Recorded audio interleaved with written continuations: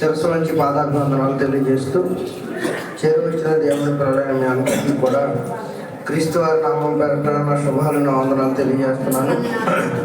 పిల్లల దేవుడి యొక్క మహాకృపా కనికరాలను బట్టి ఈ సంవత్సర దినమంతా మనల్ని కాపాడి సంవత్సరాంతంలో చివరి పునరుద్ధానం కూడుకలో మనందరినీ సజీవుల పక్షముగా ఉంచి ఆయన ఆరాధించే భాగ్యాన్ని ఇచ్చినందుకు మరొకసారి ఆయనకు వందనాలు తెలియజేస్తూ, ప్రియులారా, భూమి మీద మానవ జీవితాన్ని ఇచ్చిన దేవుడు మానవ హృదయాల నుండి మారు మనసు కలిగిన జీవితాల్లోనికి రావాలని తన పిల్లలైన వారందరి ఎడల ఆయన ఆశ కలిగి ఉన్నట్టుగా మనం లేఖన భాగాల్లో చూస్తాం. వాస్తవానికి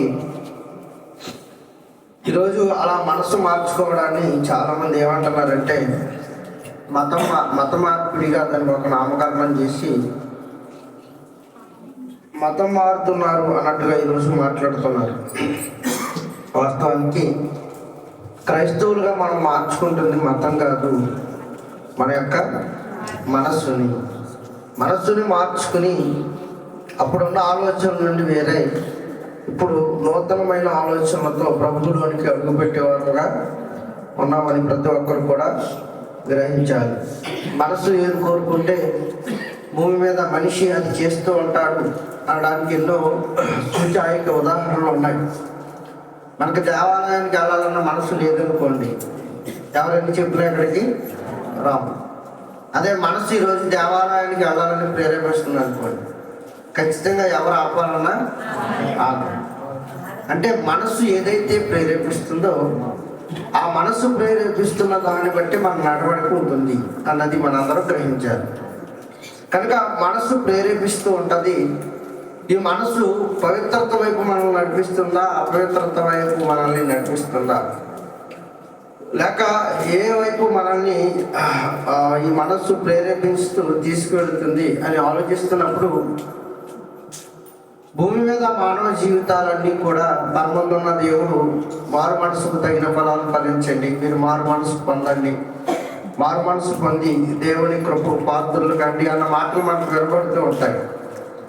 అంటే మనం మార్చుకోవలసింది మనస్సుని అన్నట్టుగా మనకు అర్థమైపోతుంది. కనుక మనస్సును ఎందుకు మార్చుకోవాలి, ఈరోజు ఇలా మనస్సు మార్చుకోవాలి అని చెప్పడానికి కూడా ఈరోజు బాగా విద్య నేర్చిన వారు ఏమంటున్నారంటే ఇది ఒక మానసిక రోగం అంటున్నారు. ఇది ఎవరు ఇష్టం వచ్చినట్టు ఉంటాడు, ఎవరికో ఇష్టం వచ్చినట్టుగా వాడు ఉండటం, అంటే నీతివంతులుగా బ్రతకమని చెప్పడానికి వాళ్ళు ఏమంటున్నారంటే మనస్తత్వం చేస్తున్నారు. అదొక మానసిక రోగం. అందరూ నా వల్లే ఉండండి అనటం ఏంటంట మానసిక రోగంగా దానికి ఒక ముద్ర వేశారు.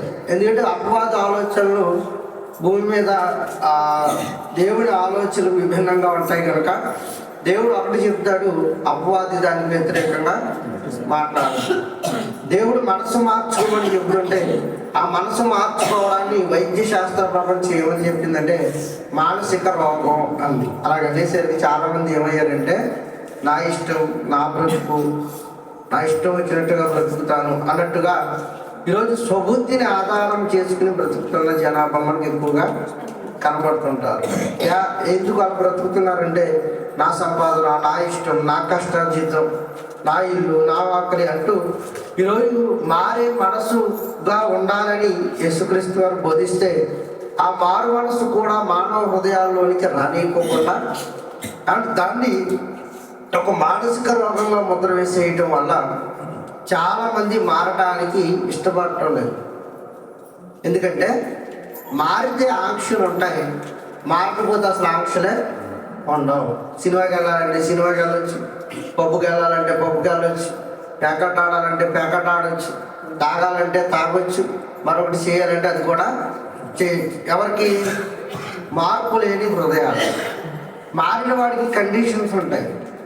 మీరు ఇది చేయకండి, ఇలా ఉండండి, నేను పరిశుద్ధులై ఉన్న ప్రకారం మీరు కూడా పరిశుద్ధులై ఉండండి అని చెప్పినప్పుడు ఇది మానసిక రోగంగా ముద్ర వేసేయడం వల్ల అని చాలామంది నా ఇష్టం, నా బ్రతుకు, నా జీవితం అన్నట్టుగా ఈరోజు లోకంలో బ్రతుకుండటం అనేది దేవునికి విరోధమైన ఆలోచనలు వాళ్ళ హృదయాల్లో పెట్టుకున్నారు అని చెప్పడంలో ఏమాత్రం అతిశయోక్తి లేదు. దేవుడు ఒకటి చెప్తాడు, కాబట్టి అపవాది మన చేత మరొకటి చేయిస్తారు. కనుక కానీ ఎప్పుడైతే ఈ మనస్సును మనం మార్చుకోమో అండ్ మన మనస్తత్వంలోనికి అపవాదు వచ్చి తిష్ట వేసుకుని కూర్చుంటాడు అన్న లేఖనాలు కూడా ఉన్నాయి.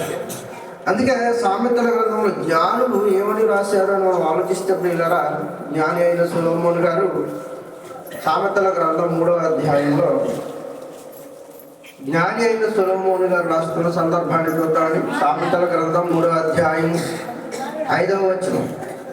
నీ స్వబుద్ధిని ఆధారము చేసుకొనక నీ పూర్ణ హృదయముతో యెహోవా యందు నమ్మిక ఉంచుము. నీ స్వబుద్ధిని ఆధారం చేసుకోక నీ మనసు ఏదైతే ప్రేరేపిస్తుందో ఆ మనస్సు ప్రేరణను ఆధారము చేసుకోక నీ పూర్ణ హృదయంతో యెహోవాని ఏం చేయాలి? నమ్మిక ఉంచాలి. అలా నమ్మిక ఉంచి నీ ప్రవర్తన అంతటి మీద నీ స్వబుద్ధి అధికారానికి ఒప్పుకోక ఆయన అధికారమునకు మీరు ఏం చేయాలట? ఒప్పుకోవాలి. అంటే ఆయన బ్రతకమన్నట్టుగా ఈరోజు మానవ జీవితాల మనుగడ ఉండాలి అన్నది ఆయన ఉద్దేశం. కానీ దేవుడు ఏదైతే చెప్పాడో, దేవుడు ఏదైతే తినొద్దన్నాడో, దేవుడు ఏదైతే త్రాగొద్దన్నాడో, దేవుడు ఏ వైపు అయితే మీరు నడిస్తే అపవిత్రులుగా ఉంటారని మాట్లాడాడో వాటన్నిటి విషయంలో దేవుడి బుద్ధిని ఆధారం చేసుకోవట్లేదు. స్వబుద్ధిని అంటే సొంత జ్ఞానాన్ని వారు ఆధారం చేసుకుంటున్నారు. అని వారి యొక్క సొంత ప్రణాళికలు ఈరోజు సమాజం మీద రుద్దుతున్నారు. దేవుడి ఆలోచనలు వేరుగా ఉన్నాయి, స్వజనుల స్వబుద్ధి ఆలోచనలు వేరుగా ఉన్నాయి. అందుకే దేవుడి యొక్క మాటలకు మన స్వబుద్ధిని ఎప్పుడు మ్యాచ్ చేయకూడదు. అది ఎప్పుడు మ్యాచ్ అవ్వదు. నీ ఆలోచనలు వేరు, ఆయన ఆలోచనలు వేరు అన్నప్పుడు ఎలా మ్యాచ్ అవుతుంది ప్రియులారు? నీ ఆలోచన వేరు, ఆయన ఆలోచన వేరు. పలకకు బలపం ఉంటే మ్యాచ్ అవుతుంది, కానీ అద్దానికి దువ్వెన ఉంటే మ్యాచ్ అవుతుంది, ముఖానికి సంబంధించిన ఏదైనా ఫేస్ క్రీమ్ ఉంటే మ్యాచ్ అవుతాయి. కానీ స్వబుద్ధికి దేవుని బుద్ధిని మనం మ్యాచ్ చేయగలిగితే అసలు ఏమాత్రం అది మ్యాచ్ అయ్యే పరిస్థితి మనకు కనబడదు. జతపరచలేం. ఒకవేళ అది జతపరిచినా అది విపరీతార్థాలు పోతుంది తప్ప దైవ జ్ఞానానికి లోక జ్ఞానానికి చాలా లోతైన దూరం ఉందని మీరు ఆలోచించండి. అందుకే మనుషులందరూ దేనిని ఆధారం చేసుకోకూడదట? స్వనిర్ణయాలను ఆధారం చేసుకోకూడదు. దేవుడు చేయమన్నది చేయాలి, దేవుడు చేయొద్దన్న దానిని విడిచిపెట్టేయాలి. అలా విడిచిపెట్టేస్తేనే మన మనస్సును మార్చుకోగలుగుతాం. ప్రసంగి అంటాడు, స్వబుద్ధిని ఆధారం చేసుకోకండి, దేవుడి యొక్క జ్ఞానానికి, ఆయన అధికారానికి, నీ ప్రవర్తన అంతటి మీద ఆయన అధికారానికి ఒప్పుకోండి. అందుకే అప్పుడప్పుడు మనం మాట్లాడుతున్న మన మాట తీరు ఎలా ఉంటాయి ప్రియులారా? లోకంలో ఉన్నవారిలాగా ఉండకూడదు ప్రియులారా. క్రీస్తుని నమ్ముకున్న వారముగా మన మాటలు చాలా స్వాదు స్వభావం కలిగిన వారిగా మనం మాట్లాడేవారిగా ఉండాలి. మనం కొంచెం రప్పండప్పగా ఉంటాం కనుక మన మాటలు బయట అలాగే ఉంటాయి, సన్నిధానంలో కూడా అలాగే ఉంటాయి. ఈ స్థితిని మనం ఏం చేయాలి? మార్చుకోవాలి. ఇది మారు మనసు. మరి ఈ మారు మనసు మనలో ఉందా? నీలో ఉందా అంటే నువ్వు అలాంటి స్వభావం కలిగిన దానిగా మారావా? క్రీస్తు అలా కోరుకుంటున్నాడు, నీలో సాత్వికత కోరుకుంటున్నాడు. అలాంటి సాత్వికత నీలో ఉందా? లోకంలో ఉన్నవారిలాగే నీవు ఉన్నావా? లోకంలో ఉన్నవారిలాగా మనము కూడా ఉంటే నీవు క్రీస్తు బుద్ధిని ఆధారం చేసుకున్నదానము కాదు, నీ స్వబుద్ధిని ఆధారం చేసుకున్నదానము. అందుకే నువ్వేం చేయాలి? అండి సాత్వికమైన మనసు కలిగిన వారుగా మనము ఉండాలి. సన్నిధానంలో చాలా మన ప్రవర్తన అంతటి మీద ఆయన అధికారాన్ని ఒప్పుకుంటే ఇందులో మాట్లాడాలన్నా భయపడతాం, అని అటు ఇటు తిరగాలన్నా భయపడతాం, పక్కామని గిల్లాలన్నా భయపడతాం. అందుకే మన ప్రవర్తన అంతటి మీద ఇక్కడ ఆయన అధికారానికి ఒప్పుకోవాలి. ఆయన మనల్ని పరిపాలించేవాడు ఉండాలి. ఈ మనస్తత్వాలతో మన దేవాలయానికి వచ్చేవారుగా ఉండాలి. దేవాలయానికి మనస్తత్వాలతో రావాలి. మారు మనసుకు తగిన ఫలాన్ని మనం ఏం చేయాలట? ఫలించాలి. ఇవి ఎప్పుడు మనలోకి వస్తాయి అనుకుంటున్నారు ప్రియులారా? ఇవి ఎప్పుడు మనలో అలవర్చుకోగలం అనుకుంటున్నారు? అంటే ఎప్పుడు అలవర్చుకోగలంటున్నారు? మన హృదయంలో వాక్యం ఎప్పుడైతే భద్రం చేయబడి ఉంటుందో అప్పుడు ఆటోమేటిక్గా ఈ సాత్వికత, ఈ ఆత్మీయత, దేవుని ఆరాధించే విధానం, దేవుని గౌరవించే విధానం, ఆలయంలో మన ప్రవర్తన ఎలా ఉండాలన్న విధానం అన్నీ దేవుని వాక్యం మన హృదయంలో ఉంటేనే ఇవన్నీ కూడా వస్తాయి. అందుకే ఆ మహనీయుడు మనస్సు మారాలని ఆయన ఎక్కడ నివాసం చేయాలనుకున్నాడట? హృదయంలో నివాసం చేయాలనుకున్నాడట. ఇక ఈ స్థానాన్ని ఎవరికి ఇవ్వకూడదు. ఎవరికి ఇచ్చిన స్థానాన్ని భర్తీ చేయటం వల్ల వారి మనస్సును, వారి ఆలోచనలు చెడిపేస్తారు కనుక వారి హృదయంలో నేనే వెళ్ళి కూర్చుంటాను అని ఆ మహనీయుడు అనాది నుంచి కోరుకుంటున్నాడు. అలా కోరుకున్న ఆ అనాది కాలం నుండి చాలా మంది భక్తులు ఆయన్ని తన హృదయంలో భద్రపరుచుకున్నారు. అలా భద్రపరుచుకున్న వారు ఈరోజు గొప్ప భక్తులుగా, గొప్ప విశ్వాసులుగా, గొప్ప పోరాట యోధులుగా మనకు బైబిల్ గ్రంథాల్లో కనబడుతుంటే, అలాంటి వారి జీవితాలను వింటున్న మనము దేవాలయానికి వెళుతూ మన మనసును మార్చుకునే ఆలోచన ఇప్పటి వరకు ఏమైనా చేస్తుంటామా? ఈ చివరి సంవత్సర ఈ ఆదివారపు కాలానికి వచ్చేసరికి మన హృదయాన్ని మార్చుకునే ఆలోచన ఇప్పటి వరకు ఏం చేసామో మీరు ఆలోచించండి. మన మాట తీరు ఎలా మార్చుకున్నామో, మన నడవడిక సంధానంలో ఎలా మార్చామో, మన కట్టును ఎలా మార్చుకున్నామో, మన ఆత్మీయ స్థితిని ఎలా మెరుగుదిద్దామో, ఈ సంవత్సరాంత కాలంలో వారానికి నీలో కనబడుతున్న మార్పును బ్యారేజ్ చేయండి. ఏమైనా మారేమనిపిస్తుందా ప్రియులారా? అలా మార్పు రాకపోతే మన హృదయాల్లో దుష్టుడు ఆవరించి ఉన్నాడు. మార్పు ఆరంభం అవుతుందంటే దేవుడు ఉన్నాడు. మార్పు ఆరంభం కావటం లేదంటే ఎవరున్నారో తెలిసే ప్రియులారా, దుష్టుడు ఆవరించి ఉన్నాడు. వాక్యం ఎప్పుడైతే మన హృదయంలో ఉంటుందో ఇక దేనికి స్థానం ఇవ్వాలనిపించదు. వాక్యం ఎప్పుడైతే మన హృదయంలో ఉంటుందో ఇక వేటి వైపు మన మనస్సు అల్లనీయదు. ఎప్పుడైతే వాక్యానికి చోటు ఉండదో దుష్టుడు వచ్చి మనలో నివాసం చేస్తాడో ఇక మనం నెరవేర్చేది వాడు ఆలోచనలో దేవుడు ఆలోచనలు నెరవేరుస్తామా? వాడ ఆలోచనలే నెరవేరుస్తాం. అప్పుడు స్వబుద్ధిని ఆధారం చేసుకుంటాం. ఆదివారం ప్రార్థనకి వెళ్ళకపోతే ఏమవుతుంది, సందా వేయకపోతే ఏమవుతుంది, పాట పాడకపోతే ఏమవుతుంది అని అనిపిస్తుందా మీరు ఎవరికైనా? అయితే నీవు నీ స్వబుద్ధిని ఆధారం చేసుకుని నడుస్తున్నావు. జాగ్రత్త. నీలో ఎవరు ఉండాలో తెలుసా? క్రీస్తు నివాసము చేయాలి. క్రీస్తు నివాసము చేయాలి. మరి ఈ ప్రవర్తన అంతటి మీద ఆయన అధికారానికి ఏం చేయాలి? ఒప్పుకోవాలి. అలా మానవ హృదయాలను దేవాలయాలుగా ఆయన మలుచుకున్న ఈ దేవాలయాల్లో ఆయన నివాసము చేయాలని అనుకున్న తర్వాత ఆయన నివాసము చేయాల్సిన ప్రదేశంలో మరొక దుష్టుడు ఎలా మన హృదయాలను ఆక్యుపై చేశాడో మత్తయి రాసిన సువార్త 12వ అధ్యాయము 13వ వచనాన్ని చూద్దామండి. అంతటా పరిచయులు మత్తయి రాసిన సువార్త 12వ అధ్యాయము 43వ వచనం. నీవు చెయ్యి చాపమనెను. వాడు చెయ్యి చాపగా 12వ అధ్యాయము 43. అపవిత్రాత్మ ఒక మనుష్యుని వదిలిపోయిన తరువాత అది విశ్రాంతి వెతుకుచు నీరు లేని చోట్ల తిరుగుచుండెను. విశ్రాంతి దొరకనందున నేను వదిలి వచ్చిన ఇంటికి తిరిగి వెళ్ళేదని అనుకుని వచ్చిందట. అపవిత్రాత్మ యేసుక్రీస్తున్న కాలంలో బాధ చేస్తున్నాడు. ఆయన బాధ చేస్తున్న కాలంలో ఒక ఉపమానాన్ని చెప్తూ మాట్లాడుతూ అంటున్నాడు. ఆయన అపవిత్రాత్మ ఒక మనుష్యుడిని వదిలిపోయిన తరువాత, అపవిత్రాత్మ ఉన్నంతసేపు ఏం ఆలోచిస్తామని మనం మాట్లాడుకున్నాం? స్వబుద్ధిని ఆధారం చేసుకుని మాట్లాడతాడని మనం విన్నాం. అపవిత్రాత్మ వాడిని వదిలిపోయిన తరువాత ఇక వాళ్ళ ఏముండదు? స్వబుద్ధి ఉండదు. దేవుడి గురించిన ఆలోచనలు ఉంటాయి, దేవుడి గురించిన ప్రణాళికలు ఉంటాయి. ఒక రకంగా చెప్పాలంటే విశ్రాంతిగా ఉంటాడు, ప్రశాంతంగా ఉంటాడు. కానీ అపవిత్రాత్మ ఎప్పుడైతే మనలో నివాసం చేస్తుందో దేవునికి విరోధమైన, దేవునికి దూరమైన ప్రతి ఆలోచన మనలో రేపుతుందండి. అని ఒక అపవిత్రాత్మ ఒక మనుష్యుని విడిచిపెట్టి వెళ్ళిపోయిన తర్వాత, మనుష్యుని విడిచిపెట్టి అపవిత్రాత్మ వెళ్ళిపోవడం ఏంటి? అసలు మనిషిలో ఉండాల్సింది ఎవరు? నీ దేహమే దేవుని ఆలయం. దశలోనికలు కూడా ఇక్కడ చేపట్టిన వల్ల అవుతాం. ఒకసారి అపవిత్రాత్మ ఎందుకు ఆక్యుపై చేసేది చూద్దాం. దశలోనికలు రాసిన మొదటి పత్రిక 4వ అధ్యాయం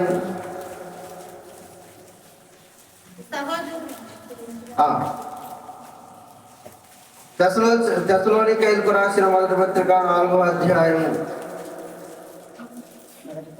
2వ పత్రికలో ఏది దేవుడు అనబడలో 2వ అధ్యాయానికి రండి. దశలోనికైలకు రాసిన 2వ పత్రిక 2వ అధ్యాయం మూడవ వచనంలో రెండవ మాట నుండి చూద్దామండి.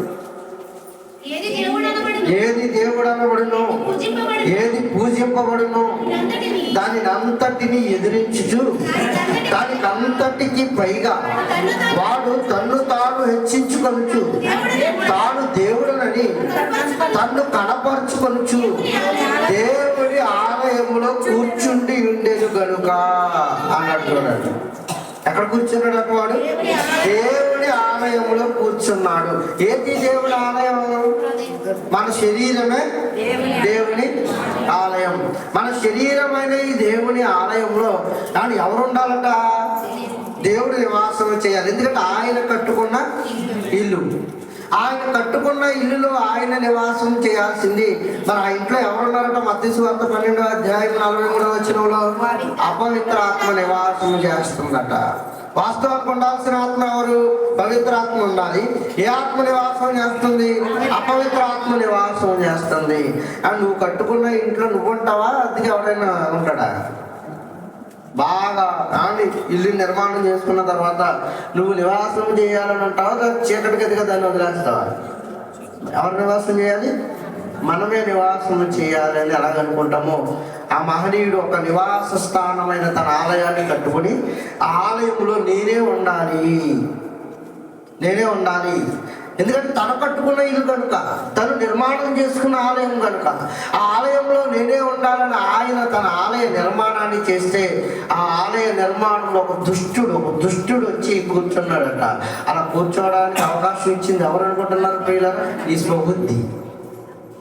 అలా కూర్చోవడానికి అవకాశం ఇచ్చింది ఎవరో తెలుసా? నువ్వు, నేను, నీ ఆలోచనలు, నీ మాట, నీ నడవడిక, నీ ప్రవర్తన. ఆయన అధికారానికి ఒప్పుకోక ఆయన నువ్వు మమ్మల్ని ఏలక్కర్లొద్దా నువ్వు ఆయన విసర్జించిన తర్వాత మన హృదయాల్లోకి వచ్చి ఎవరు కూర్చుంటాడు అనుకుంటున్నారు? వాడు అధికారాన్ని చేతపుచ్చుకుంటాడు. వాడు మనలోకి వచ్చి నివాసం చేస్తాడు. ఏది దేవుడు అనబడుతుందో, ఎక్కడ ఆయన పూజింపబడాలో దాన్ని అంతటిని ఎదిరించి దాన్ని అంతటికి పైగా వాడు ఏం చేశాడట?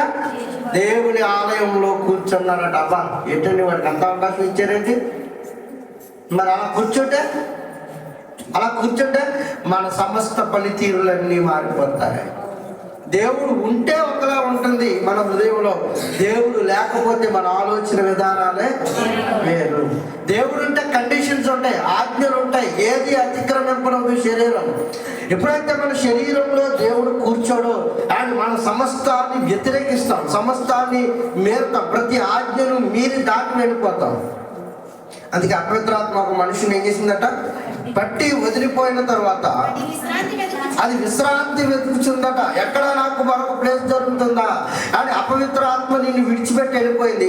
బాప్తిసం తీసుకున్నావు, బాప్తిసం తీసుకున్న తర్వాత నేను మారతానని వాగ్దానం చేశావు. వాగ్దానం చేసిన తర్వాత నీలో పరిశుద్ధాత్ముడు వచ్చి ఏం చేస్తాడు? నివాసం చేస్తాడు. పరిశుద్ధాత్ముడు ఎప్పుడైతే నివాసం చేస్తున్నాడో ఆ ప్లేస్ లో ఇంకెవరు ఉండడానికి అవకాశం లేదు. అపవిత్ర ఆత్మ ఆ ప్లేస్ లో సంచరించడానికి అవకాశం లేదు. అలా అపవిత్రాత్మ పట్టిన ఒక మనుషుణ్ణి అపవిత్రాత్మ వదిలిపోయిన తర్వాత అది ఇంకెక్కడైనా ఎవరైనా నాకు అనుకూలంగా ఉన్నారా, నేను నివాసం చేసేటట్టుగా ఆ గృహం ఉందా, నాకు ఆ శరీరం ఉందా అని వెతుక్కుంటూ వెళ్ళిందట. వెళ్తే దానికి ఏమైనా దొరికినవి చూద్దామండి. అలా వెతుక్కుంటూ వెళ్ళిన దానికి విశ్రాంతి దొరకనందున నేను వదిలి వచ్చిన నా ఇంటికి తిరిగి వెళ్ళనుకుని మరలా వచ్చిందట. ఏ అపవిత్ర ఆత్మ అయితే వదిలి వెళ్ళిపోయిందని మనం మాట్లాడుకున్నామో ఆ అపవిత్ర ఆత్మ కానీ వదిలిపెట్టి వెళ్ళిపోయిన ఇంటిని నుంచి నీకు ఎక్కడైనా ప్లేస్ దొరుకుతుంది అంటే ఎవరి దగ్గర స్థలము లేదు. అందరూ పవిత్రులుగా మారుతున్నారు, అందరూ మాట మార్చుకుంటున్నారు, అందరూ సాత్వికంగా మారుతున్నారు, అందరూ ఆత్మీయతలో గొప్పగా ఎదుగుతున్నారు. ఇక తిరిగి చోటల్లో ఎవడు దానికి దొరకలేదు. ఇక మరలా ఎవరి దగ్గరకు వచ్చేసింది? మరలా ఎవరి దగ్గర అయితే వదిలి వెళ్ళిందో మళ్ళా వాడి దగ్గరికి వచ్చింది. ఆయన తక్కువ శక్తితో వచ్చిందా? మరి 7 తనకంటే చెడ్డమైన 7 దెయ్యములను తెచ్చుకుని వచ్చి ఇప్పుడు వాడిలో నివాసం చేస్తుంది. దేవుడు ఉన్నప్పుడు పవిత్రంగా ఉన్నాం, దేవుడు ఉన్నప్పుడు కల్మషం లేదు, దేవుడు ఉన్నప్పుడు మన మాట తీరు బాగుంది.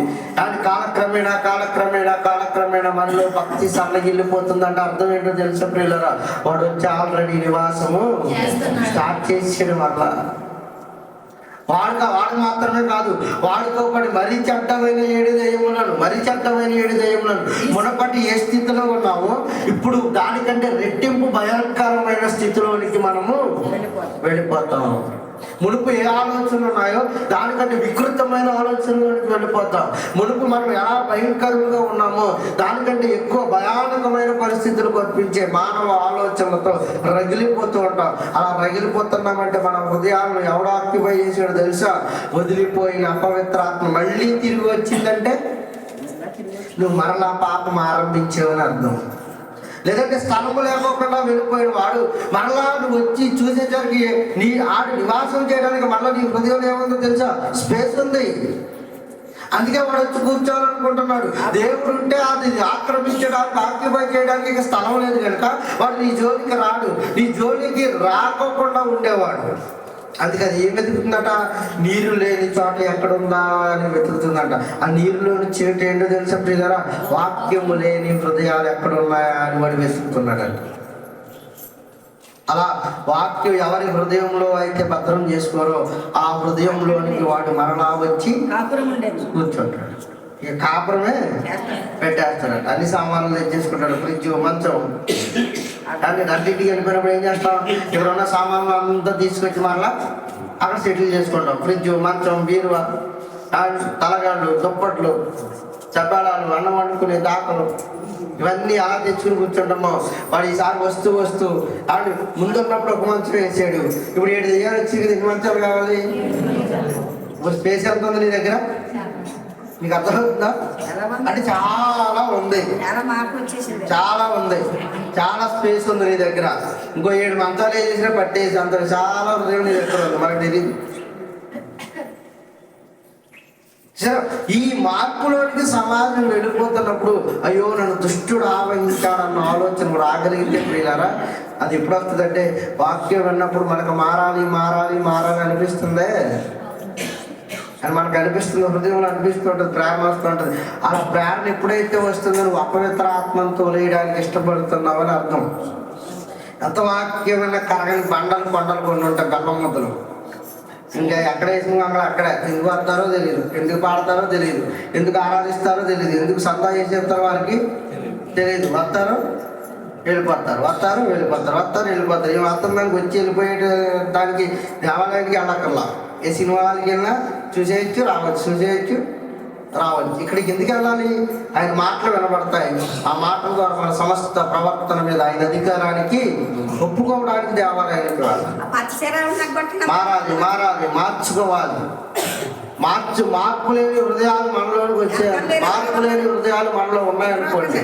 కానీ ఈ హృదయాలు ఎవడు ఆక్యుపై చేస్తాడు? అపవాది ఆక్యుపై చేస్తాడు. నీరు లేని చోట వాడు ఏం చేస్తాడట? తిరుగుతాడట. వాక్యం మన హృదయాలను భద్రపరచుకోకపోతే ఖచ్చితంగా వాడు ఏం చేస్తాడు? నీరు లేని చోటల్లా వాడు తిరుగుతూ ఉంటాడు. అని వాడు మనలోనికి ప్రవేశించిన తర్వాత మన పరిస్థితి ఎలా మారిపోద్దండి ప్రియులారా? ప్రసంగి గ్రంథం ఒకసారి చూద్దామండి. ప్రసంగి గ్రంథం 6వ అధ్యాయం.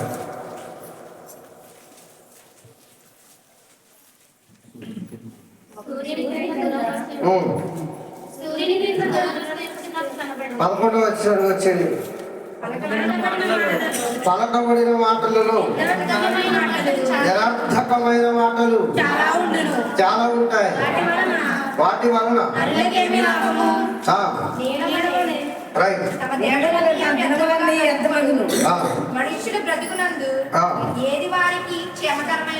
ఏది వారికి క్షేమకరమైనదో 9వ వచ్చేయండి. ప్రసంగి గ్రంథం 6వ అధ్యాయము 9వ వచనం. మనస్సు అడియాసలు కలిగి తిరుగులాడుట కన్నా ఎదుటనున్న దానిని అనుభవించడం లేదని బైబిల్ ఘంటాపదంగా మాట్లాడుతుంది.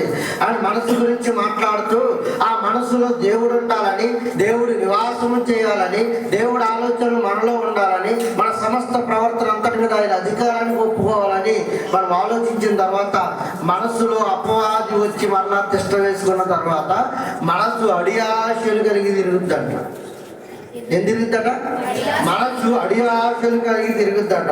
అడి ఆశలు అంటే ఏంటనుకుంటున్నారు? అంతకు ముందు ఉన్న ఆశల కంటే ఇప్పుడు ఆశలు ఏమైపోతాయి? ఎక్కువ అయిపోతాయి. అడి ఆశలు కలిగి తిరుగులాట కన్నా ఎదుట ఉన్న దాన్ని అనుభవించుట మేలు.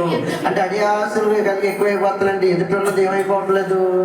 సరిపోవటం లేదు. ఇంకా కావాలి, ఇంకా కావాలి, ఇంకా కావాలి, ఇంకా కావాలి, ఇంకా కావాలి అని ఇంకా ఏదో పేరు, ఇంకా ఏదో పేరు, ఇంకా ఏదో పేరు, ఇంకా ఏదో పేరు. ఒక జత ఉంటే సరిపోదు, ఇంకా ఇంకా ఇంకా ఇంకా ఇంకా ఇంకా ఇంకా అన్నట్టుగా అది ఏమైపోతుంది? మనస్సు అడియాశలు కలిగి తిరుగుతుందట. అడియాశలు కలిగి తిరుగుతుందట. వెళ్ళిపోవాలి, వెళ్ళిపోవాలి, ఫారెన్ వెళ్ళిపోవాలి, అమెరికా వెళ్ళిపోవాలి, ఆస్ట్రేలియా వెళ్ళిపోవాలి, ఎలా పోతే ఆఫ్రికా ఖండం వెళ్ళిపోవాలి, ఎలా పోతే లండన్ వెళ్ళిపోవాలి, ఎలా పోతే న్యూజిలాండ్ వెళ్ళిపోవాలి, అలా పోతే బెంగళూరు వెళ్ళిపోవాలి, వెళ్ళిపోవాలి వెళ్ళిపోవాలి వెళ్ళిపోవాలి వెళ్ళిపోవాలి వెళ్ళిపోవాలి. అడియాశలు కలిగి తిరుగుతున్న దానికంటే దేవుడు ఒక మాట అంటున్నాడు, అడియాశలు కలిగి తిరుగుతున్న దానికంటే ఎదుటనున్న దాన్ని అనుభవించుట లేదు. లోకం కూడా ఒక సామెత చెప్పింది. ఏమని చెప్పిందంటే పిల్లరా, పరిగెత్తి పాలు తాగే కన్నా నిలబడి నీళ్ళు తాగడం చాలా ఉత్తమం. మరి మనం ఏం చేస్తున్నాం అనమాట? పరిగెత్తి పాలు తాగేస్తున్నాం. పరిగెత్తి పాలు తాగేసి ఏమనుకుంటున్నాం అంటే, అరే బలవర్ధకమైన ఆహారం తినేసాను అనుకుంటున్నాం. పరిగెత్తుతున్నప్పుడు ఈ బలవర్ధకమైన ఆహారం ఏమైపోద్ది? జీర్ణం అయిపోద్ది. పరిగెత్తినప్పుడు ఇది జీర్ణం అయిపోతే అక్కడికి వెళ్ళిన తర్వాత మళ్ళీ ఏం చేస్తుంది? ఆకలేస్తుంది. అదే నడుస్తూ వెళ్ళి పెద్దగా ఏ ఖర్చు లేకుండా క్యాలరీస్ మళ్ళీ అక్కడికి వెళ్ళి నీళ్ళు తాగినా మళ్ళీ నీ శక్తి నీకు వస్తుంది. లంక గ్రామాలు ఉన్నాయా? లంక గ్రామాల్లో గోదావరి తగ్గిన తర్వాత లంక గ్రామాలు దాటించి వేపుతారు గేదెలు, మేకలు, వీటన్నిటి. ఆ పక్క వెళ్ళిన తర్వాత మేత మార్గం ఉంటుంది. ఆ పక్క వెళ్ళిన తర్వాత శుభ్రంగా వేసేస్తాయి, డొక్కలు ఫుల్గా వేసేస్తాయి. వచ్చేటప్పుడు ఏమి ఈదుకుంటూ రావాలా? గోదావరి ఈదుకుంటూ రావాలా. ఈ పక్క వచ్చేసరికి ఇవి నడితే కూడా ఓపిక ఉండదు. ఇక ఎందుకంటే తెల్లదంతా ఈదడానికి అయిపోతే ఓపిక ఉంది.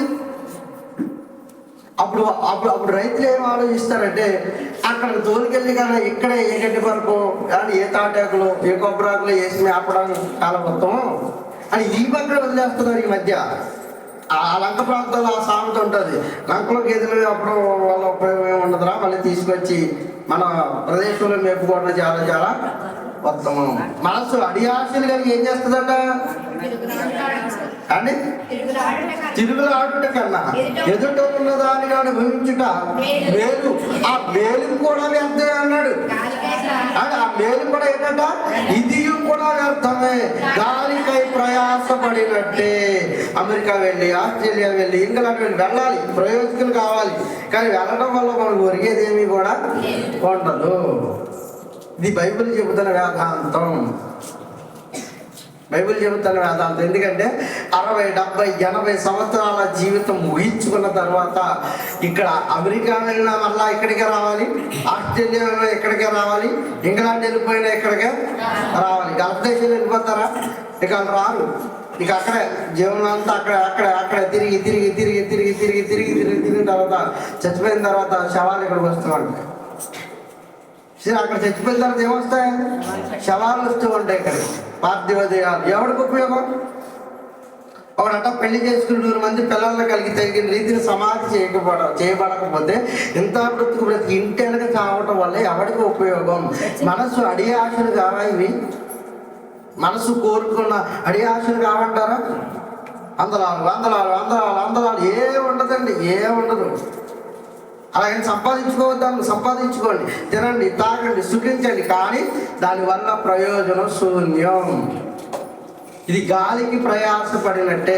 గాలి పట్టుకుందామని ఎవడైనా పెద్ద మేధ వచ్చి గాలి పట్టేసుకుందామని గుప్పటితో పట్టేసుకుంటున్నాడు అనుకోండి, ఇంకా ఆడంత పిచ్చుడు ఎవడు కూడా లేడు. ఎందుకంటే ఈ భూమి సకల కృత్యులు ఏమైపోతాయి అనమాట?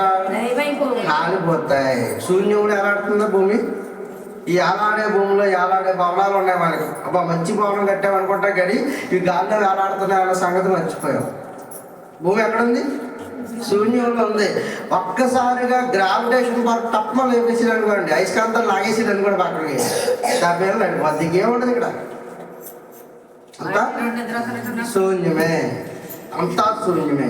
కనుక ఆయన మనిషి అడియాశలు కలిగిన వాడిగా మారిపోతాడట. ఈ అడియాశలు అలవాటే యాక్టర్లు అయిపోవాలి, పేరు తెచ్చుకోవాలి. చాలా మంది ఈరోజు యాక్టర్లు అయ్యారు. కానీ ఎక్కడ నుంచి పెద్ద పెద్ద యాక్టర్లు అయ్యారయ్యా అంటే వీళ్ళు చిన్న చిన్న గ్రామాల నుంచి వెళ్ళి పెద్ద పెద్ద యాక్టర్లుగా పేరు ప్రఖ్యాతలు తెచ్చుకున్నారు. పెద్ద పెద్ద యాక్టర్లు అయ్యారు. నిజంగా కోట్లు పడగలు చేసిన తర్వాత కొంతకాలం అయిన తర్వాత ఏమైపోతారు? ముసలి అయిపోయిన తర్వాత ఇంకా ఉంటారా? మనమైనా ఉంటామా? కొన్ని నేను ఉంటానా? భూమి మీద ఎవడు కూడా ఇవన్నీ మనకు తెలుసా? రైట్, తెలుసు. తెలీదా? అమ్మా తెలుసు, అందరికీ తెలుసు. కానీ ఎవరు తెలియదు అనకండి, ఎవరు ఉండడం భూమి మీద. రైట్. ఇక చచ్చిపోయిన తర్వాత ఇంతకీ ఈ పెద్ద స్టార్ గారు మళ్ళీ ఎక్కడికి రావాలి? ఏ చిన్న స్టార్ దగ్గర నుంచి వెళ్ళిపోయాడు, చిన్న కుగ్రామం నుంచి. ఆ కుగ్రామానికి మరలా శవమైన తర్వాత వచ్చి ఎవరికి ఉపయోగం? ఇంత పేరు సంపాదించావా, ఇన్ని కోట్లు సంపాదించావా, మళ్ళా నీ పార్థివ దేహం ఎక్కడికి రావాలా? ఈ స్వగ్రామమే రావాలా? ఈ పార్థివ దేహ అంత్యక్రియలు ఎక్కడ జరుగుతాయి? ఆయన సొంత ఊర్లో అంటారు. ఆయన సొంత ఊర్లో చేస్తావా? అక్కడ చేయవా? ఏ బంగారు పెట్టు, ఏ వజ్రాలు పెట్టు, తగలెట్టచ్చు కదా. ఈ కోట్ల రూపాయలు ఆస్తి సంపాదించిన చేయరా? చేయరు. మళ్ళీ ఎక్కడికి వచ్చేయాలి? మళ్ళా కుగ్రామం వచ్చేయాలి. ఈ కుగ్రామంలో ఈ సంపాదించిన కోట్ల రూపాయలు అసలు పెద్ద పోయి తవ్వారు. ఎంత పోయి తవ్వుతారు? 6 అడుగులు. 7 బారు అంటే 7 అంటే 1 అడుగు పెంచేసి మళ్ళీ తవ్వలేడు. 6 అడుగులు గొయ్య, 6 అడుగులు పెట్టే అంటే ఒక 3 గజాల గుడ్డ మొక్క. కోట్లు సంపాదించామా? మనసు అడియాశలు కలిగి తిరుగులాడే కన్నా ఎదుటనున్న దానిని అనుభవించుట మేలని బైబిల్ చెప్పిన మాట ఎంత వాస్తవమో మీరు ఆలోచించండి ప్రియుల. ఇవన్నీ సత్యాలు కాదంటారా? ఇవన్నీ మన కళ్ళ ముందు జరుగుతున్న యథార్థ సంఘటనలు కాదంటారా? ఇలా అడియాశలు కలిగి మనసు ఏం చేస్తుందట? దానికి ఎన్నో ఆలోచనలు ఉంటాయి. ఇక అపవాదిగాడు ఎన్ని ముద్రలు వేస్తాడో, అదైపోయి ఇదైపో అది సాధించి ఇది సాధించి అది సంపాదించి కోట్లు కూడగట్టి ఆఖరిగా మన ప్రయాణం ఎలా వచ్చాము? మరలా తిరిగి తల్లి గర్భంలో ఉండి అలాగే పయనం ఆరంభించాలి. కానీ ఈ అడియాశలు కలిగి తిరుగుట కంటే, లండన్ వెళ్ళి, అమెరికా వెళ్ళి, ఆఫ్రికా వెళ్ళి, ఇంగ్లాండ్ వెళ్ళి, న్యూజిలాండ్ వెళ్ళిపోవడం కంటే నీకున్న గ్రామంలో ఉండరబ్బాయి ఉండి నీకున్న మంచినీళ్ళు తాగితే సరిపోతుంది. అనుభవించుట మేము.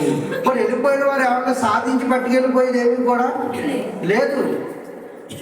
అని అందుకే అడియాశలు కలిగి తిరుగులాడుట కన్నా ఎదుట ఉన్నదాన్ని అనుభవించుట మేలు.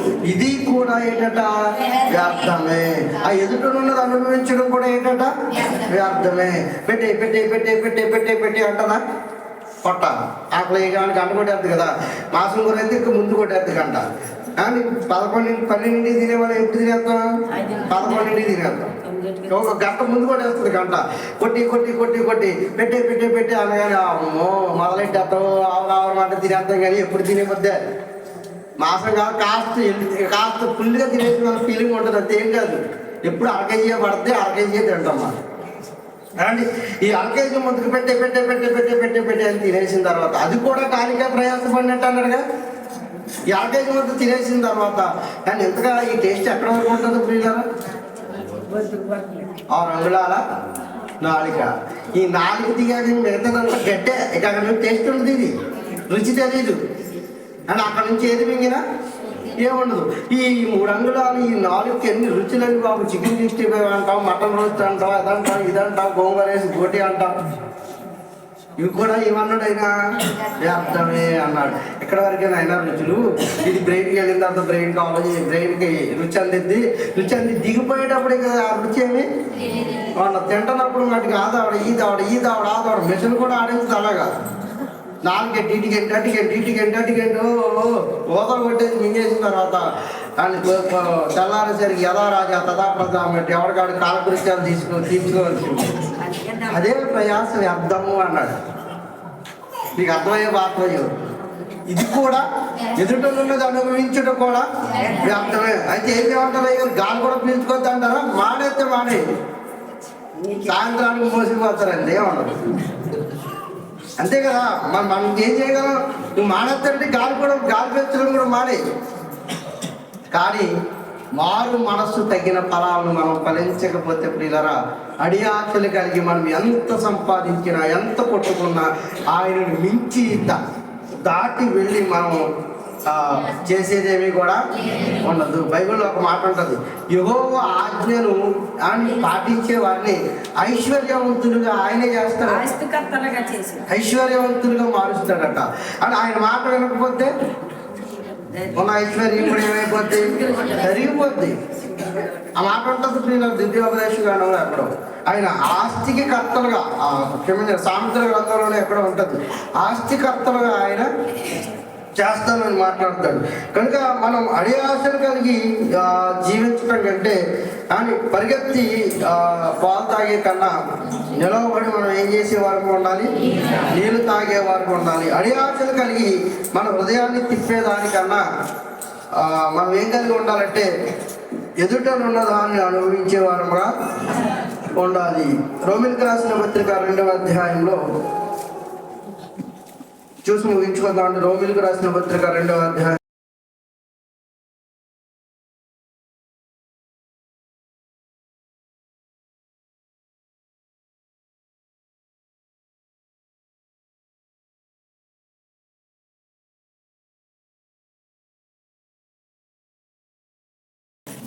రోమిలికి రాసిన పత్రిక 2వ అధ్యాయము 4వ వచనం నుండి చూద్దాం. 4వ వచనం నుండి దేవుని అనుగ్రహం ఏం చేస్తుందట? మారు మనస్సు పొందుటకు మిమ్మల్ని ప్రేరేపించుచున్నదని. రైట్. ఆయన అనుగ్రహ ఐశ్వర్యము, సహవాసము, దీర్ఘశాంతము తిరస్కరించేదివా అని అడుగుతున్నాడు ఆయన. మారు మనసుకు తగిన ఫలాలను మీరేం చేయాలి? ఫలించాలి అని చెబుతూ దేవుడి యొక్క అనుగ్రహ ఐశ్వర్యము ద్వారా ఏం చేస్తున్నాడట? సహనము, దీర్ఘశాంతమును. దేవుడి యొక్క అనుగ్రహం మనల్ని ఏం చేయడానికి ప్రేరేపిస్తున్నట? మారు మనసు పొందుటకు నిన్ను ప్రేరేపించుచున్నదని ఎరగక ఈ తిరిగే జాగ్రత్త అంతా ఏంటనమాట? మారు మనసు పొందుతుండటానికి ప్రేరేపిస్తుందని నువ్వేం చేయక ఎరగక. అందుకే అని మేము ఏం ఆలోచన చేసామంటే ఈ దూర ప్రాంతాల్లో ఉన్న వారిని కూడా దేవునికి దగ్గర చేయాలి అని ఒక ఆలోచన చేసి మళ్ళా వారం నుంచి జూమ్ మీటింగ్ స్టార్ట్ చేశాం. అండి ఈ దూరంగా ఉన్న వాళ్ళని కూడా, అడియాశలతో తిరుగుతున్న వారిని కూడా దేవునికి దగ్గర చేయాలి. నీరు లేని చోటల్లో తిరుగుతున్న అపవిత్రాత్మ వాళ్ళు పడితే వారు నాశనానికి వెళ్ళిపోతారు. కనుక వాళ్ళందరినీ ఐక్యపరచాలి అని దేశాల్లో ఉన్న వాళ్ళందరి ఫోన్ నెంబర్లు తీసుకుని అందరికీ అని ఫోన్లో కనెక్ట్ చేసి, అదే జూమ్ మీటింగ్ అంటాం కదా, వాళ్ళందరికీ వాక్యం చెప్పాలనే ఉద్దేశంతో ఉన్నాం. కనుక అందరూ ప్రార్థించేవారు ఉండండి. ఈ కార్యక్రమం కూడా దేవుడు విజయవంతంగా జరిగించాలని జనజన ప్రార్థనలో జ్ఞాపకం చేసుకుంటారని ఆయన అనుగ్రహ ప్రేరణకు మనందరం ఏం చేయాలి? మారు మనసు పొందడానికి ఎదురుకు వచ్చేవారు ఉండాలని ప్రభు పక్షంలో మీకు ఈ మాటలు తెలియజేస్తూ ఈ కొద్ది మాటలు ఆయన కూడా ఆశీర్వదించి దీవించును గాక. కళ్ళు మూసుకున్నట్లయితే ప్రార్థన చేసుకుందాం.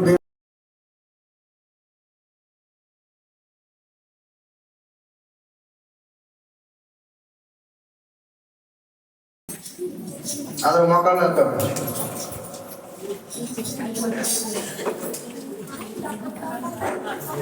మరణ ఛాయలో మెరసినది ప్రేమ, నలిగిన బ్రతుకున కురిసినది కృప.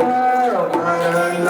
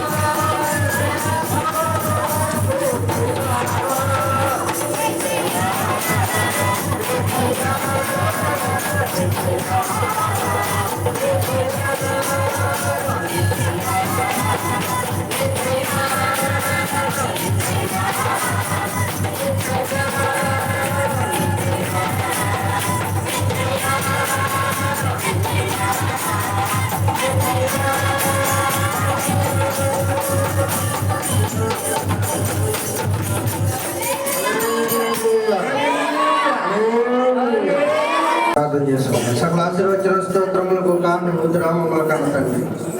అయ్యా మీ ఆదరణ మీ కనికరము మీ కృపాయిశ్వర్యాలను మా మీద ఉంచి మారు మనసు పొందుటకు మీ ఆత్మ ప్రేరణ ప్రేరేపిస్తున్నా.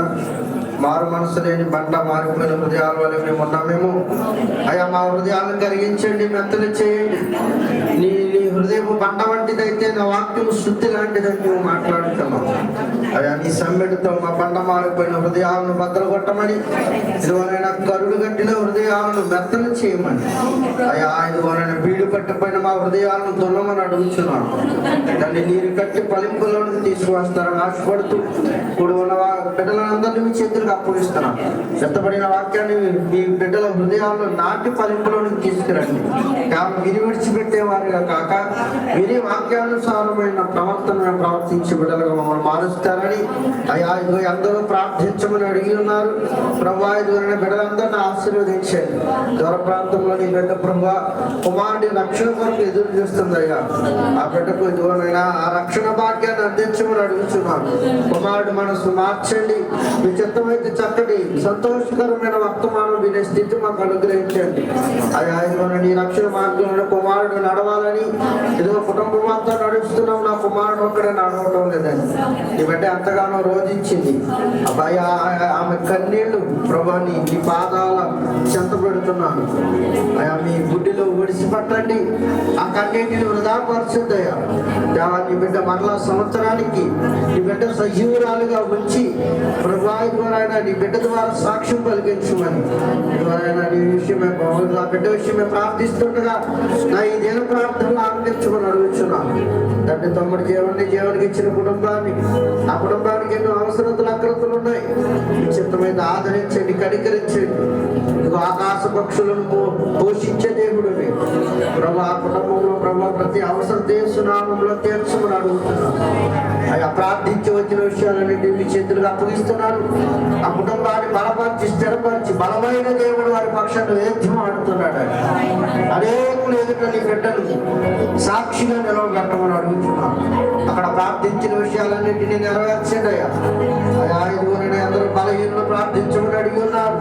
తండ్రి ప్రతి బలహీనం నీ చేతులుగా అప్పగిస్తున్నాను. పేరు పేరు వరుసన ఆశీర్వదించండి. గొడవంతులు చేస్తున్న అన్నయ్య గారిని మీ చేతులకు అప్పగిస్తున్నాడు. నీ కుమారుడు జ్వరంతో బాధపడుతున్నాడు, ప్రార్థించమని అడిగి ఉన్నారు. ప్రభా నీ కుమారుడికి పరిపూర్ణమైన ఆరోగ్యాన్ని ఇవ్వండి, పరిపూర్ణమైన స్వస్థత విడుదల యేసు నామములో అనుగ్రహించమని అడుగుతున్నాను. ప్రభా ఇదిగోనైనా నా తమ మధ్య బలహీనుడిగా ఉన్నారు అయ్యా. ఆపరేషన్ చేయించుకుని పెట్టుకున్నారయ్యా. ఇదిగో నీ సన్నిధానానికి అలాగే నడిచి వస్తున్నారు.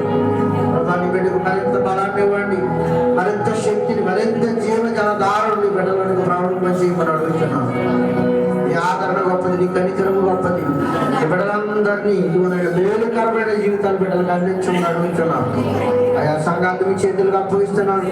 సంఘంలో ఉన్న ప్రతి బలహీనురాలని మీ చేతులకు అప్పగిస్తున్నాను.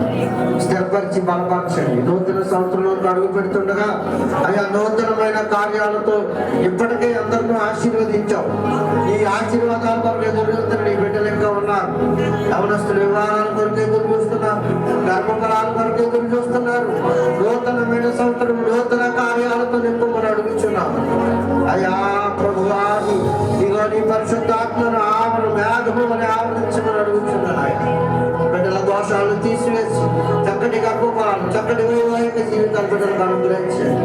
వృద్ధాప్య దశలో చేరుకున్న నీ బిడ్డలు శ్రమనక కష్టమనక ప్రభా ఇదిగో నీ సన్నిధానంలో అలాగే నడిపిస్తున్నారయ్యా. బిడ్డలు ఆశీర్వదించండి, దీవించండి. పిల్లలతో అక్కడ మీ చేతులుగా అప్పగిస్తున్నాను. నీ కుమారుడు శరీర బలహీనురా, నువ్వు బలపరిస్తేనే బిడ్డ బలపరచబడుతుందయ్యా. లోక మెడిసిన్స్తో పాటు నీ పరమ వైద్యాన్ని నీ కుమార్తెగా అందించండి. కష్టమంతా శ్రమంతా కూర్చొని నీ వాక్యాన్ని వింటుంది. ప్రభావిగా నరనరాలు ముట్టమని అడుగుతున్నాను. శిరస్సు నుంచి చివరి పాదాల వరకు బిడ్డను తాకండి అయ్యా. నరాలకు జీవాన్ని పోయండి, ఎముకలకు సత్తువనివ్వండి. భర్తకు మారు మనసు కలిగించండి. నీ కుమారుడిని మార్చు ప్రభు, నీ సన్నిధానానికి నడిపించమని అడుగుతున్నాను అయ్యా. తండ్రి ఇదిగోనైనా నూతన సంవత్సరం నూతనమైన కార్యాలు చేయమని అడుగుతున్నాను. బిడ్డ శరీర బలహీనతను తీసివేయండి. బిడ్డకు కలిగిన శరీర బలహీనతను దూరపరచమని అడుగుతున్నాను అయ్యా. నీ జీవాధారదారుల బిడ్డలో ప్రవేశించమని అడుగుతున్నాను.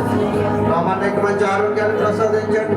ఇంకా నీ శక్తి, నీ బలాన్ని బిడ్డకు ప్రసాదించి అయ్యా నీ నామం ఉన్నతంగా నడిపించడానికి సహాయం అనుగ్రహించండి అయ్యా. ఇంకా అందరూ అనేక బిడ్డలు ఉన్నారు, బలహీనులైన బిడ్డలు ప్రతిపోయి ఒక్కరిని పేరు పేరు వేసుకుని ఆశీర్వదించండి.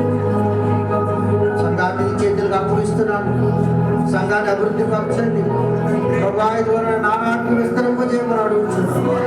ఈ సేవా పరిచర్యలు విస్తరింపజేస్తే మీరు వాగ్దానం కలిగినది. వాగ్దానం నెరవేర్పు వరకు మేము ఎదురు చూస్తున్నామయ్యా. చిత్తమైతే విస్తృతమైన పరిచయం మాకు అందించండి. మా సంఘంలో అనేక సూచన క్రియలు, మహత్కార్యాలు, ఉన్నతమైన క్రియల ద్వారా సంఘాన్ని ఎత్తిపట్టుకుని అడుగుతున్నాను. నువ్వు నిలబెడితేనే ఏదైనా నిలబడదు అయ్యా. నీ కృపాని ఆదరణ లేక మనుషులు మేము ఏది నిలబెట్టినట్టు వర్తిల్లుతాను. నీ కనికరము, నీ కృప మా మీద వచ్చుమని అడుగుతున్నాను. నేను ఎదుట వాకాళ్ళు మరపెట్టుచుండగా అయ్యా మా ఈ నేను ప్రార్థన ఆలకించి మా ప్రార్థనలకు ప్రతిఫలాన్ని అనుగ్రహించండి. ప్రభాని బిడ్డలు ఆర్థిక సమస్యలతో బాధపడుతున్న బిడ్డలు ఉన్నారు. ఎలా అప్పులు తీర్చుకోవాలని ఆదరణ కలిగిన నీ బిడ్డలు ఆ వాదన ఆలకించమని అడుగుతున్నాను. వారు చేసుకుంటున్న కష్టార్జితాలకు ఫలింపునిచ్చి ఆ ఫలింపు ద్వారా ప్రభు ఆర్థిక సమస్యలను కొట్టెక్కడానికి నీ సహాయం ఇవ్వండి. ప్రభు నీ నీ మీదే ఆధారపడ్డారు. నీవే దేవుడు అని నమ్ముచున్నారు. నీవే సమస్త కార్యాలు చేయగలమని నమ్ముచున్నారు. నీకు అసాధ్యమైనది ఏది లేదని నమ్ముచున్నారు. నీ బిడ్డలు అందరినీ నీ చేతులుగా అప్పగిస్తున్నాం. ఆదరించి కనికరించండి అయ్యా. మరణ శరీరం మీద ఎప్పటికే నా శరీరాలతో ఉండాల్సిన మేము సజీవులు పక్షంగా ఉంచినందుకు నీకు వందనాలు. గల్ప దేశాల్లో నీ బిడ్డలు ఉన్నారు, ఆశీర్వదించండి, దీవించండి. హైదరాబాద్ ప్రాంతంలో నీ బిడ్డలు ఉన్నారయ్యా, ఆశీర్వదించండి, దీవించండి. బెంగళూరు ప్రాంతంలో ఈ సన్నిధానంలో నీ బిడ్డలు ఉన్నారు. వారి ఉద్యోగాలలో వారి పొరపాటులో మీ సహాయం వచ్చింది. అక్కడ నాన్న వారు ఆదరించేవారు ఎవరు ఉంటారు కనుక ప్రతి బిడ్డలు నీ చేతులు అప్పగిస్తున్నాను. గల్ప దేశాల్లో ఉన్న ప్రతి బిడ్డలు అది ఆదరించి కనికరించి మరలా నీ కుమార్తెలు ఆ కుటుంబంలో కలిసి నీ బిడ్డలతో సంతోషించి ఆనందించే భాగ్యాన్ని ఆ బిడ్డలకు అనుగ్రహించమని సమస్త కూడా ఉన్న బిడ్డలందరూ ప్రార్థించిన బిడ్డలందరినీ మీ చేతులకు అప్పగిస్తూ ఎవరు ఉన్నారు ఆదరించండి, కనికరించండి. వాతావరణ అనుకూల పరిస్థితుల్లో బిడ్డలను కాచి దాచి కాపాడండి, బాలులను కాపాడండి. చనిపాలు తాగుతున్న బిడ్డలు ఉన్నారు, చనిపాలు తాగుతున్న బిడ్డలను కాపాడండి, బాలింతలను కాపాడండి. తండ్రి ఇదిగోనైనా సెలవు లేక మేము బ్రతుకులు కూడా ఇదిగోనైనా ఎదరికి అడుగు వేయలేము ప్రభు. కేవలం నీ కృప మాత్రం బిడ్డలందరినీ ఆశీర్వదించండి, దీవించండి అయ్యా. దీనుల వరకు మా వాక్యం వెంటలేని వాళ్ళం ఈ పద్యాలను జరిగిస్తారు. మమ్మల్ని కూడా ఆశీర్వదించండి, దీవించండి.